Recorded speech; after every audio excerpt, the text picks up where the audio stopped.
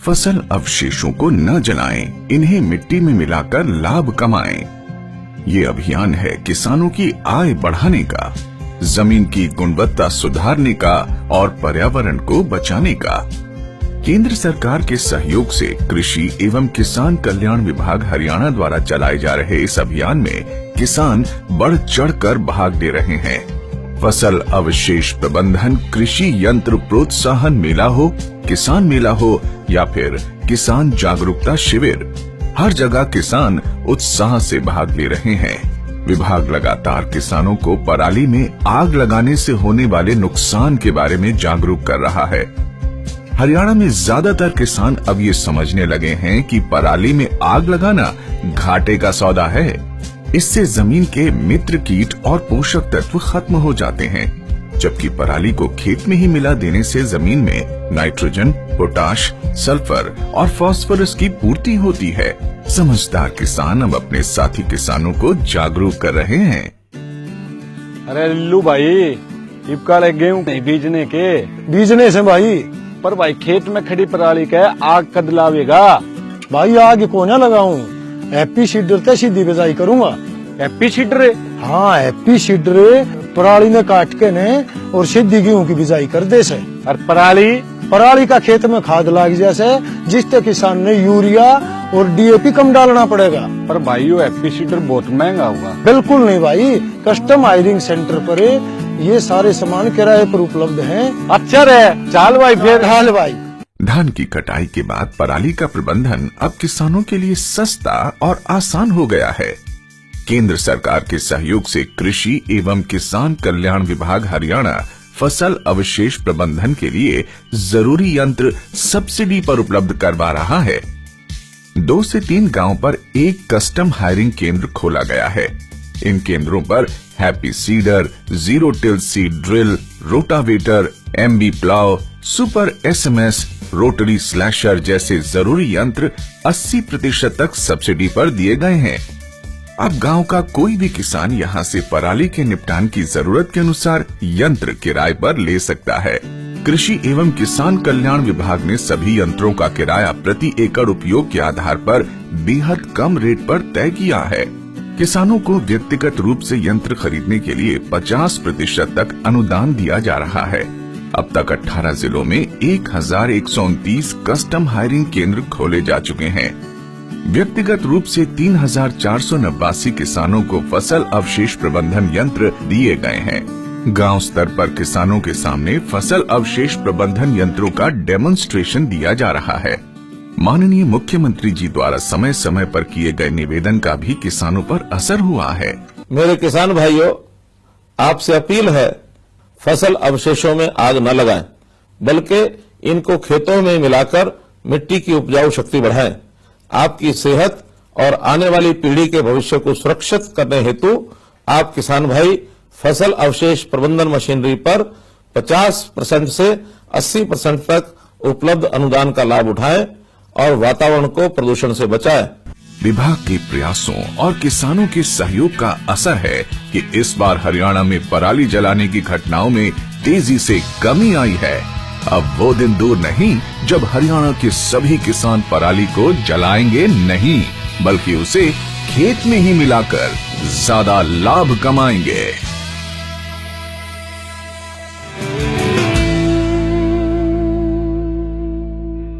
आज राजस्थान की धरा पर उत्साह और जोश से भरपूर सादुल शहर विधानसभा की जनता से रूबरू है हरियाणा के मुख्यमंत्री मनोहर लाल खट्टर। गुरवीर बराड़ जी को जिताने की अपील। कांग्रेस के कुशासन से भ्रष्टाचार का बोलाबाला रहा है और जनहित के कार्यक्रम भी ठप रहे। राजस्थान की जनता ने मन बना लिया है और इस बार भारी बहुमत के साथ भाजपा सरकार का आना तय है। अब करते हैं खबरों की तरफ रुख। शिक्षा विभाग के अधिकारी बिना उपायुक्त की अनुमति के जिला मुख्यालय नहीं छोड़ सकते और ना ही अपना मोबाइल बंद कर सकते हैं। इसको लेकर शिक्षा विभाग के मुख्यालय की ओर से लिखित आदेश जारी किए गए हैं। हरियाणा स्कूल शिक्षा विभाग के अतिरिक्त मुख्य सचिव सुधीर राजपाल की ओर से जारी आदेशों में कहा गया है कि जिलों में तैनात शिक्षा विभाग के जिला शिक्षा अधिकारी, जिला मौलिक शिक्षा अधिकारी, उप जिला शिक्षा अधिकारी, जिला समन्वयक अधिकारी, खंड शिक्षा अधिकारी और प्राचार्य डाइट्स व बाइट्स बिना सूचना मुख्यालय छोड़ देते हैं और साथ ही अपना मोबाइल भी बंद कर लेते हैं, जिसके कारण जिला प्रशासन को विभिन्न बैठकों एवं कार्यक्रमों के आयोजनों में कठिनाई का सामना करना पड़ता है। ऐसे में अब शिक्षा विभाग के अधिकारी बिना उपायुक्त की अनुमति के ना तो मुख्यालय छोड़ सकेंगे और ना ही अपना मोबाइल बंद कर सकेंगे। 19 नवंबर से मनाया जाएगा कौमी एकता सप्ताह। आयोजन के तहत 24 नवंबर को होगा झंडा दिवस कार्यक्रम। देश भर में सांप्रदायिक सद्भाव की भावनाओं को मजबूत बनाने के उद्देश्य से 19 से 25 नवंबर तक जिला में कौमी एकता सप्ताह मनाया जाएगा। इसी दौरान 24 नवंबर को झंडा दिवस कार्यक्रम भी आयोजित किया जाएगा। उपायुक्त मनदीप कौर ने बताया कि कौमी सप्ताह के दौरान जिला में समाज के सभी वर्गों के बीच एकजुटता, आपसी भाईचारे व सांप्रदायिक सद्भाव की भावना जागृत करने के लिए विभिन्न कार्यक्रमों का आयोजन किया जाएगा, जिससे कि आपसी सौहार्द एवं राष्ट्रीय एकता के प्रति आम जन में जागरूकता का संदेश जाए। यह कार्यक्रम एक मौका देता है कि एक बहु सांस्कृतिक एवं बहुधार्मिक समाज में सहिष्णुता, सह अस्तित्व एवं भाईचारे के मूल्यों की सदियों पुरानी परंपराओं को मजबूत किया जाए। सांप्रदायिक सद्भाव राष्ट्रीय एकता की भावना को मजबूत बनाने और पुरातन संस्कार तथा भाईचारे की भावना का संचार करने के लिए 19 से 25 नवंबर तक कौमी एकता सप्ताह मनाया जाएगा।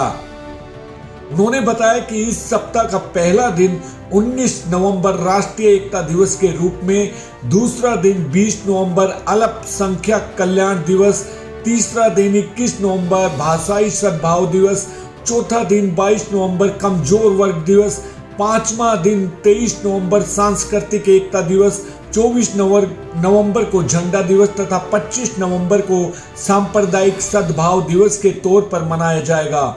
उन्होंने नागरिक से इन कार्यक्रमों को सफल बनाने का आह्वान किया है।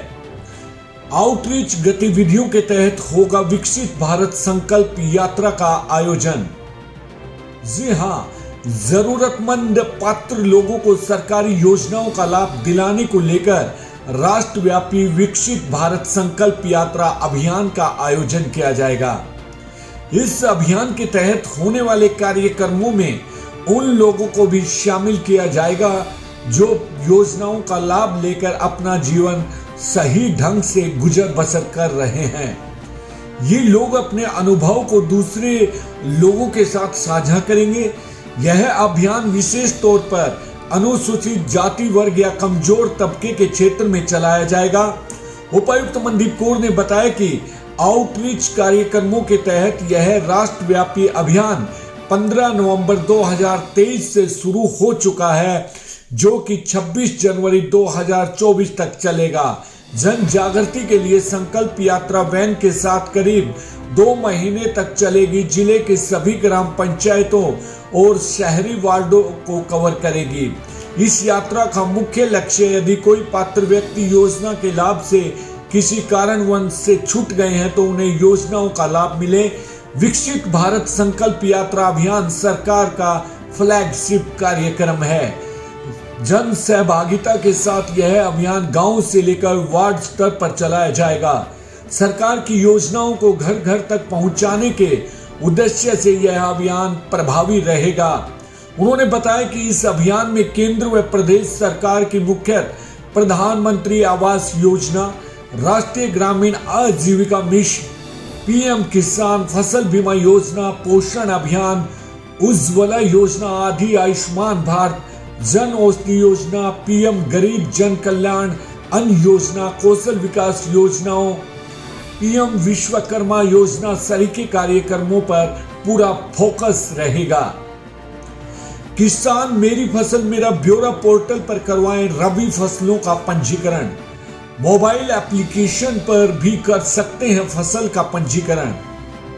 जानकारी के लिए किसान भाइयों को बता दें कि जिले के सभी किसान रबी की फसलों का पंजीकरण मेरी फसल मेरा ब्यौरा पोर्टल पर करवाएं, ताकि कृषि उत्पादों को मंडियों में बेचने तथा कृषि योजनाओं का लाभ सही ढंग से उठाया जा सके। किसान अपना पंजीकरण fasal.haryana.gov.in पोर्टल पर करवाना सुनिश्चित करें। उपायुक्त मनदीप कौर ने बताया कि हरियाणा सरकार की ओर से किसान हित में मेरी फसल मेरा ब्यौरा मोबाइल एप्लीकेशन भी लॉन्च की गई है। इस एप्लीकेशन की सहायता से किसान घर बैठे अपनी पूरी फसल का पंजीकरण कर सकेंगे। जो किसान एंड्रॉयड मोबाइल का प्रयोग करते हैं, ऐसे सभी किसानों के मोबाइल में मेरी फसल मेरा ब्यौरा पोर्टल की ऐप डाउनलोड करवाई जा रही है, जिससे किसान फसलों का ब्यौरा स्वयं भी दर्ज कर सकते हैं। उन्होंने बताया कि ऐप गूगल प्ले स्टोर पर उपलब्ध है। कृषि विभाग के उप निदेशक डॉक्टर बलवंत साहरन ने बताया कि किसान अपने परिवार पहचान पत्र या आधार संख्या से जुड़े पंजीकृत मोबाइल नंबर पर ओटीपी प्राप्त होने के बाद ही फसल पंजीकरण होगा। उन्होंने कहा कि परिवार पहचान पत्र आधार संख्या से जुड़ा हुआ मोबाइल नंबर सही काम नहीं कर रहा है तो अपने किसी भी नजदीकी कॉमन सर्विस सेंटर पर जाकर सही मोबाइल नंबर दर्ज कराएं, ताकि ओटीपी आने पर फसल पंजीकरण में किसानों को किसी प्रकार की कोई समस्या न आए। नशा मुक्ति क्षेत्र में सराहनीय कार्य करने वालों को सम्मानित करेगी सरकार, के लिए तैयार है। सीजीएम सौरभ कुमार भिवानी जिला कारगर का निरीक्षण करते हुए बंदियों से बातचीत कर रहे थे। उन्होंने कहा कि आरोपी मामूली केस में कानूनी सहायता नहीं मिलने के कारण लंबे समय से जेल में रह रहा है तो वह विविध सेवा प्राधिकरण की सहायता ले सकता है। उन्होंने जेल का दौरा करते हुए पुरुष बैरिक का निरीक्षण किया और कैदियों के रहन सहन, खान पान, पीने पानी की व्यवस्था, पुस्तकालय, साफ सफाई, चिकित्सा सेवा आदि का भी अवलोकन किया। उन्होंने जेल में बिताई गई अवधि के बारे में पूछा। निरीक्षण के दौरान उन्होंने बंदियों को जिला विविध सेवा प्राधिकरण की सेवाओं के बारे में भी विस्तार से समझाया और बताया। उन्होंने निर्देश दिए हैं कि दादरी जिले के किसी भी बंदी को कानूनी मदद की आवश्यकता हो तो DLSA से कार्यालय को सूचित किया जाए। इस अवसर पर सहायक जेल अधीक्षक रविंद्र कुमार सहित अन्य कर्मचारी भी मौजूद रहे। गांव रावलदी के खेल ग्राउंड में प्रदेश सरकार के पूर्व मंत्री दिवंगत चौधरी सुरेंद्र सिंह जयंती के अवसर पर संकल्प दिवस सम्मेलन एवं युवा अधिकार होप मैराथन का आयोजन किया गया। आयोजन के दौरान पूरे हरियाणा से आए हुए दिवंगत पूर्व मंत्री के समर्थकों ने शिरकत की। इस दौरान 16 किलोमीटर की हाफ मैराथन के दौरान सैकड़ों नागरिकों ने इसमें शिरकत की व अपने हुनर का भी प्रदर्शन किया। आयोजन का शुभारंभ बतौर मुख्य अतिथि शिरकत कर रही पूर्व मंत्री किरण चौधरी व पूर्व सांसद सरुति चौधरी ने करवाया। दिवंगत सुरेंद्र सिंह को श्रद्धांजलि अर्पित की गई। वक्ताओं ने कहा कि आज भी सुरेंद्र सिंह नागरिकों के हृदयों में कार्यों व नीतियों के चलते बसे हुए हैं। प्रदेश में किसानों के हितों के लिए उनके द्वारा अनेक योजनाओं को आरंभ किया गया था, जिसका लाभ आज भी किसान उठा रहे हैं। पूर्व मंत्री स्वर्गीय सुरेंद्र सिंह की जीवन शैली व उनके आम जनहित की सोच आज भी उन्हें सारे हृदय में एक विशिष्ट स्थान प्रदान कर रही है। इस दौरान किरण चौधरी व सरुति चौधरी ने कहा कि बीजेपी की गलत नीतियों का खामियाजा आज पूरा देश भुगत रहा है। खासकर युवा वर्ग के सामने तो किसी प्रकार का कोई रास्ता ही नहीं इन सरकारों ने ही छोड़ा है। आज प्रत्येक वर्ग जिस प्रकार समस्याओं से जूझ रहा है, कल्पना से परे है। एक प्रकार से देश व प्रदेश में कानून व्यवस्था अपने सबसे निचले पायदान पर ढकेली जा चुकी है। आम गरीब नागरिक आज महंगाई की चक्की में पीस रहा है, लेकिन बीजेपी सरकारों को केवल और समाज के सभी वर्गों को आपस में बांटकर अपनी राजनीतिक की रोटी सेकने का बहाना चाहिए। कांग्रेस ने पूरे देश के लिए जी तरक्की राह चुनी थी, उसी पूरी तरह पीछे ढकेलने पर वर्तमान सरकार उतर आई है। चौधरी बंसीलाल जी, चौधरी सुरेंद्र सिंह जी की कर्म भूमि, उनका घर है ये, और यहाँ पे भावनात्मक रूप से पीढ़ियों से एक दूसरे के साथ जुड़े हुए हैं। केवल एक राजनीतिक बात नहीं है। जहाँ तक बीजेपी का सवाल है, बीजेपी ने पिछले 10 साल में जो हर एक वादा जो उन्होंने किया चुनावी, वो तोड़ा, और आज उसका परिणाम ये है कि लोग बिल्कुल तैयार बैठे हैं। और चाहे आप बेरोजगारी की बात कर लीजिए, आज सबसे बड़ा मुद्दा हमारे नौजवान बच्चे के सामने है कि वो अपनी ग्रामीण लेवल, आज हम गांव में हैं, किस तरीके से वो नंगे पांव अक्सर सख्त सड़क के ऊपर दौड़ लगाकर अपनी तैयारी करता है, आर्मी के लिए तैयारी करता है, खेलों के लिए तैयारी करता है। बहादुर किसान का बच्चा है, किसान को खत्म कर दिया, खिलाड़ियों के साथ क्या व्यवहार किया सब जानते हैं। और अग्निवीर जैसी एक इतनी खराब योजना, जिसको कड़े से कड़े शब्दों में अगर न भी करे जाए वो भी कम है, कि हमारे स्वाभिमान इलाके के लिए, प्रदेश देश के लिए, ये आर्मी और हमारे स्वाभिमानी लोगों के लिए जो बड़े फक्र से तैयारी करते हैं हमारे बच्चे आर्मी में जाने के लिए, उनके लिए एक बहुत बड़ी चोट है। आप लगातार एक बात भी कर रहे थे कि ये इलाके की जो है उसको लेके, तो उसका मतलब ये है कि किरण चौधरी मुख्यमंत्री की तरफ है। देखिए, हम चाहते हैं, हमारी एक ही लक्ष्य है कि हमारा क्षेत्र जो है, चाहे वो दादरी हो, भिवानी हो, महेंद्रगढ़ हो, ये पीछे ना रहे विकास और प्रगति में। हम हरियाणा में सबसे आगे रहें, क्यों नहीं रहें? क्या कमी है हम में? तो और अक्सर ऐसे हुआ है कि यहाँ का विकास में हम पीछे थोड़ा बहुत रह गए। तो मैं चाहती हूँ और हम चाहते हैं कि यहाँ का प्रगति और विकास सबसे आगे हो। तो यही बार बार हम दोहराते हैं कि मजबूती आप दीजिए, ताकि आपकी लड़ाई ताकत के साथ लड़ सके। प्रगति और विकास जो हमारे टाइम पर हम लाए, चाहे वो एनसीआर की बात हो, चाहे किसान के हक की बात हो, चाहे हमारे नौजवान बच्चों की बात हो, उनके रोजगार की बात हो, वो लड़ाई लड़ सके और हक इस इलाके को दिला सके। क्या आपने अभी ये बताया कि लोकसभा की पूरी तैयारी है, क्या आप ही कैंडिडेट रहेंगे लोकसभा? मैं ही लड़ती आई हूँ जब से मैं राजनीति में आई हूँ। कांग्रेस पार्टी ने मुझे ही हमेशा अवसर दिया है। मैं एमपी भी रह चुकी हूँ। चौधरी बंसीलाल, चौधरी सुरेंद्र सिंह जी ने भी यहाँ का नेतृत्व किया है, और एक बहुत ये एक सौभाग्य की बात है कि यहाँ का इतना आशीर्वाद लोगों का मिला है। तो चुनाव तो लड़ना ही है। यहाँ पर एसआरके की बात आती है, हुड्डा गुट की बात आती है, गुटबाजी की बात आती है, तो इसको लेकर क्या करें? हमारा देखिए, हमारा दल के प्रधान फूलचंद सोनी सावड़वाले ने देते हुए बताया कि फोगाट दिल्ली रोड पर बांटा जाएगा, जो प्रातः 10:15 बजे से प्रभु इच्छा तक चलेगा।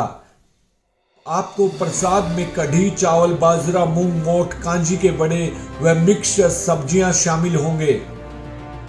श्री राम पब्लिक स्कूल की छात्राओं ने राष्ट्रपति भवन पहुंचकर राष्ट्रपति से की मुलाकात और हिंदुस्तान के बारे में महत्वपूर्ण जानकारी प्राप्त की। बाल दिवस के मौके पर गांव कानड़ा स्थित श्री राम पब्लिक स्कूल के एनसीसी व स्काउट एंड गाइड की कैडेट्स ने दिल्ली के राष्ट्रपति भवन में पहुंचकर राष्ट्रपति द्रौपदी मुर्मू से मुलाकात की। राष्ट्रपति ने उनसे शिक्षा एवं खेलों के बारे में विस्तार से चर्चा की। छात्राओं को राष्ट्रपति भवन के संग्रहालय का भी दौरा कराया गया। नमस्कार दोस्तों, आप देख रहे हैं पीपीटी न्यूज और मैं हूं संजय रामफल। दोस्तों, हमारे एक नए program one cup of tea with Sanjay Ramphal हमने शुरू किया है और आज इसी के तहत हमारा पहला एपिसोड है। हम एक ऐसी शख्सियत से आपको रूबरू करवाने वाले हैं